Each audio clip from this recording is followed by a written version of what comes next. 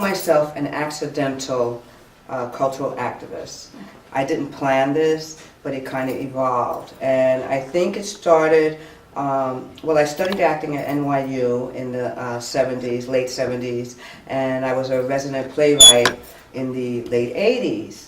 But in the 90s, in 1991 specifically, I was really frustrated with what was going on, the racism in New York, the Crown Heights situation, and the Korean boycott. So I fled New York in a hissy fit and moved to Boston to just regroup and try to find a way to fight racism. In Boston, fight racism? Well, Boston is not the friendliest place for black folk.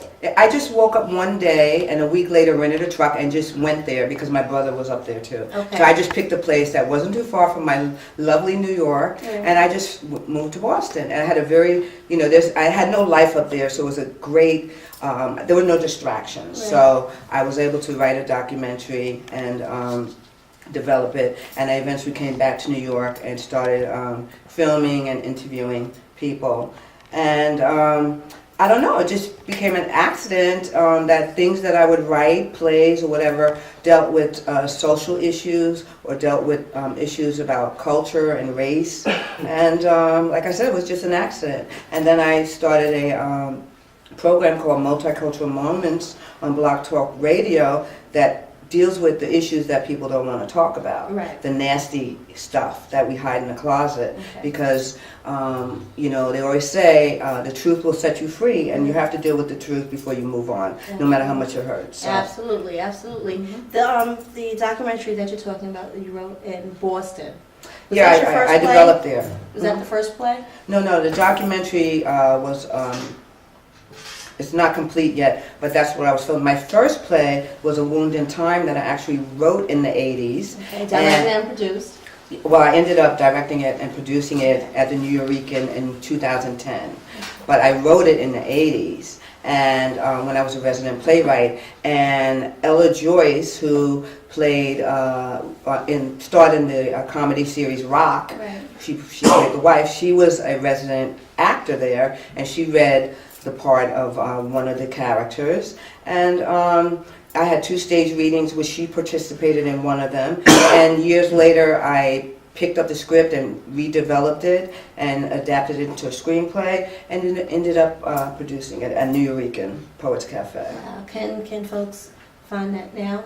Is it on DVD? Where can they find it in the local library? Well, I recently became, I won a space grant because I wanted to, it deals with Santeria, an Afro-Cuban religion, yes. And one of the things I wanted to do was to educate people about the religion, because there's a lot of racism based on African traditions, right. And I wanted to deal with them, expose the religion, depict the religion truthfully, because I am a priest in the religion, okay. So they're going to get the real story. And also it deals with homophobia, sexism, classism, every ism that there is also dealt with in the play. Right. And a lot of people, my fellow Santeras and Santeros in Miami was saying, oh my God, can you make tape it or whatever? Right. So I was like, okay, so I won a space grant, and I'm going to remount the play again in May, and this time I'm going to actually have it filmed professionally for DVD to be sold on the internet. Nice. Mm-hmm. And that's the current play you're talking about? That's A Wound in Time. I'm Time. bringing it back, and I'm going to film it for DVD. Nice, a resurgence. I can't wait. Yes. I can't wait because I haven't seen it In May. It'll be at the Looking Glass Theater. Yes. So, all right, so we're going to give out more information on that, Uh-huh. All your events that you have coming up. So we want everybody to get in touch, get in contact, and get out. Because May's a nice time of the year. It's nice, it's warm. Yes, it People is. need to get out and support. And the play takes place, it's set in Spanish Harlem in a hot summer in 1993. Wow. So it's very apropos to have a nice warm kind of feeling. Absolutely, absolutely. It is a summer play. Absolutely. Let's talk a little bit about your online radio program. Yes, Multicultural Moments. I do it randomly. I usually do it on Sundays about 6:30 in the evening, a half-hour show, and I deal with all the topics that people don't want to talk about.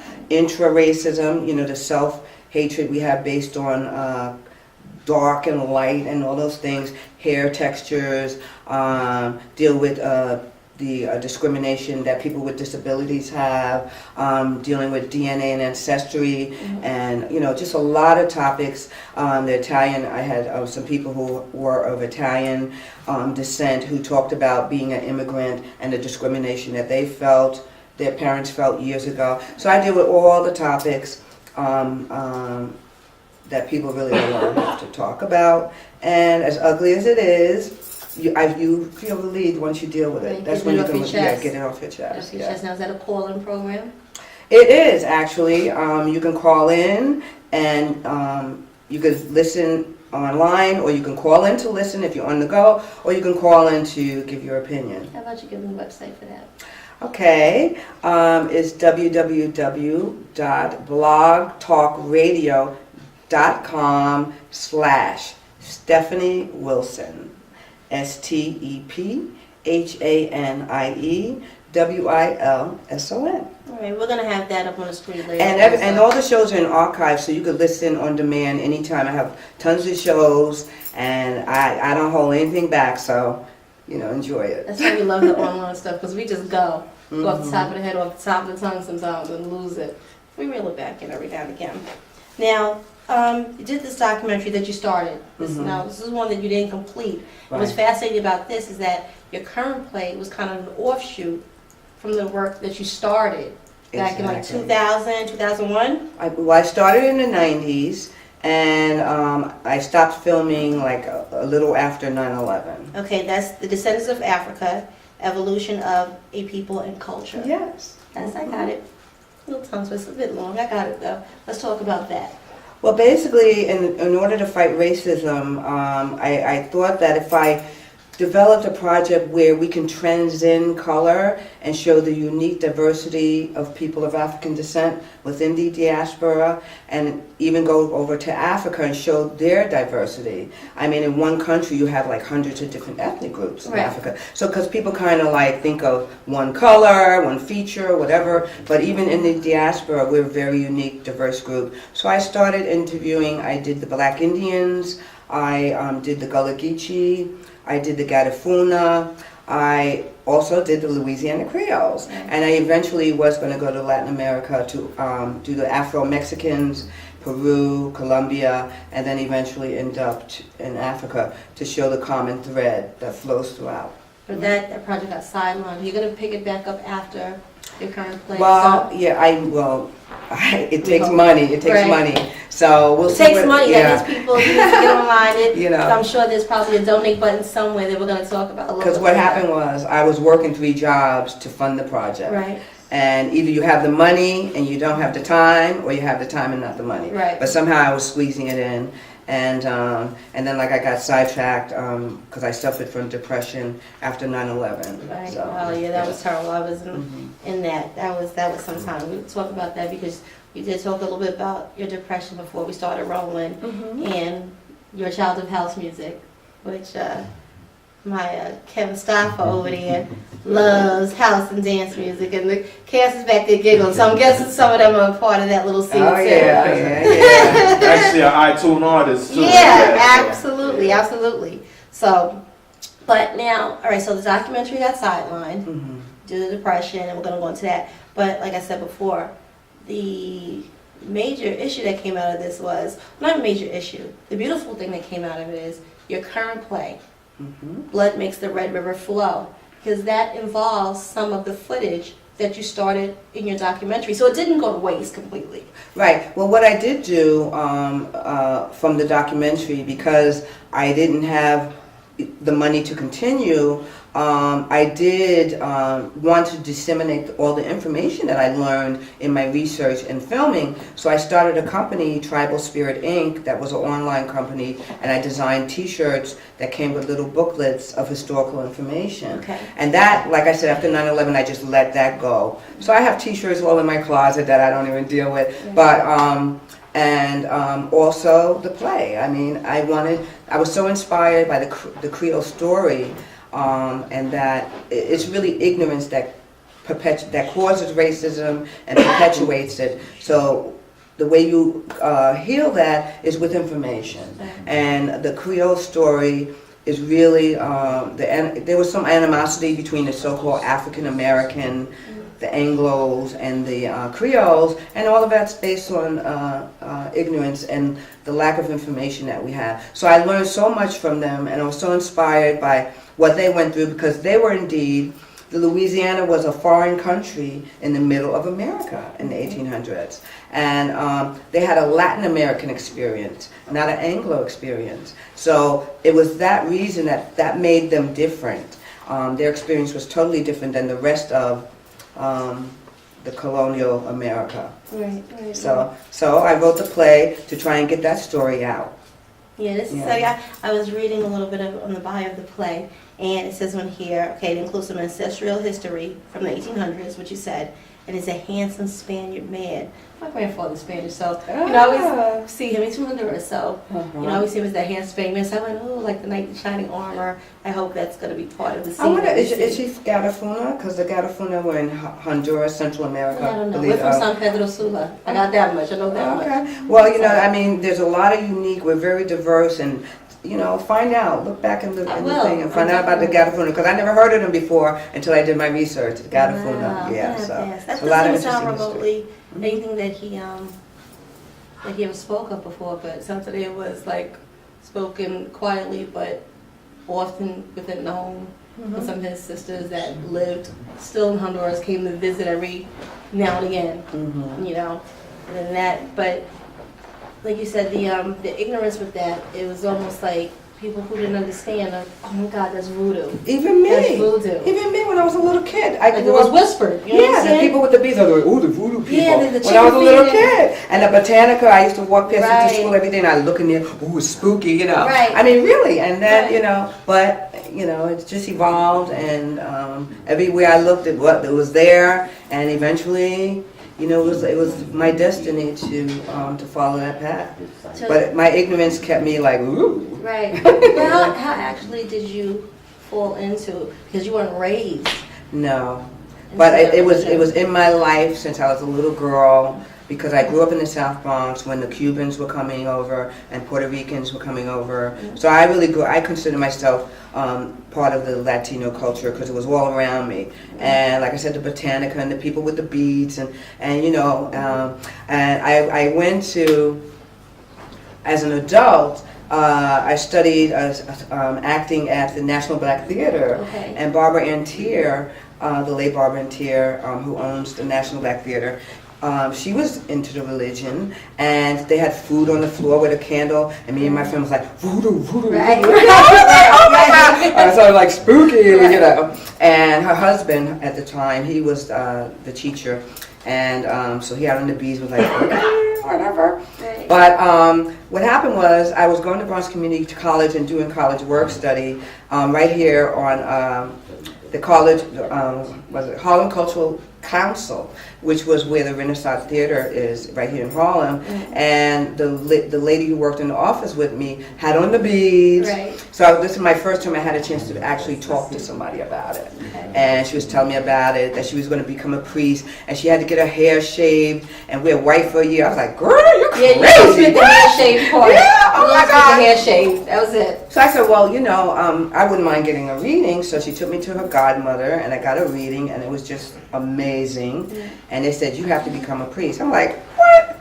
I'm not shaving my I head. don't think so. No way. Besides the fact, it was just like the commitment and everything. I was like, no, no, no. Right. But anyway, as years passed, and I witnessed so many miracles and things, you know, spirits and everything else, and you would not believe the things that happened. Right. And then one day my mind just opened up, and I was open to it. And when I had the experience of going through that, it was very, very rewarding, and yeah, and so it's been 27 years. Wow. But Wow. they were saying, you're going to have godchildren. I don't want godchildren. I don't want people calling me in the middle of the night, oh, my husband. No. Right. And I don't have any and don't want none. But we have to make a contribution. We have to do, as priests, we have to give back. So this is my way. The world is my godchild. Yeah, absolutely. You know, so it's my activism that I give back as a priest. Nice. Yeah. That's beautiful. I've got a little research to do now, so I learned quite a bit in that short amount of time. We're going to, what are we going to do here? Let me see, let me put this up, because this is going to be the flyer here. This is the flyer. Can we get that? Do we have that? Do we have that? Don't get too close, my nails are not done. Now this, I wanted to do this play for Black History Month. That's why it's in February. And it's my contribution to Black History Month. Okay. Now again, this is the flyer for Blood Makes the Red River Flow. Okay. It's going to open on Februariy 21st. February 21st through the 26th. We have 8 shows in the heart of the theater district at the lovely Roy Arias Theater at 300 West 43rd Street on the 5th floor in the Stage 4 Theater. And the tickets are $18. You can't beat that. And yes, it's a bargain. And you're getting educated. Bring your kids, not under 16 though, because I say about 3 cuss words. But it's very educational. Well, then you can bring them from 10 up then. I say, can I say the cuss words? You want that? I say shit. I say goddamn. Ass is not a cuss word anymore, so you can bring yeah, them 6 years old. They gotta sit down in one place. If that's as good as the cuss words get. It's very educational, and it's a beautiful story, and it shows you humanity of people who are brought together, and it's just a beautiful story, and really can help heal some wounds that the Creoles and African Americans had through the years, decades, due to ignorance. And the tickets are only $18. Yes. And, excuse me, they're only sold in advance and online. Online. So give them that website so they can... www.redriver.eventbrite. That's BRITE.com. Okay. Now, you have Facebook, do you have Twitter? Yes, I have Twitter. I have a blog, which is www.wetprods.com. And Twitter is at wetprods. Sounds kind of hot, right? Wet prods. Sexy. Wet prod you. That sounds sexy. You like it. I like it. Yeah. Yes, and I have a bunch of other little things, but I can't even remember. I mean, complicated URLs, but and also a Wound in Time. I have a little clip of a Wound in Time at awoundintime.com, the blog. Yeah, so. Okay. We still want this documentary done. So is there a donate button somewhere? Not at this time, because that is really on the back burner until I get these other things out of the way. Is there a donate button for that? We need to tell people to send some money somewhere. Well, I'll have to come back another time when I'm on that campaign, but right now I'm just trying to deal with the projects I have. Okay. So if you just buy tickets for Blood Makes the Red River Flow, that would be great, because it's really a great talented cast, and this is our way, and everybody involved, the stage manager, the production team, everybody is working for very, very little money, really stipends, because they really believe in the project. So I'm so grateful to have their time and their talent. How about this? It's only 5 nights, February 21st to February 26th, and we want to pack the house every night, but I say we show up and show out on opening night. Let's make a statement. How about we do that? Yes, and if you go to the site, you'll see a little promo video. I got a picture of the theater. I got all kind of little goodies on the Eventbrite site too. A lot of little information. So it's good to even hang out there and buy a ticket and still hang out and look at all the little things, little updates I put there too. Nice, absolutely, absolutely. We're gonna cut off our part of the segment for now, because I'm interested. They're sitting back there like everybody's smiling, sitting like in a hot seat. So we're going to shut down for half a second. We're going to get our seats together. We're going to resume the Miss Gabie Show with Miss Stephanie Wilson and the cast.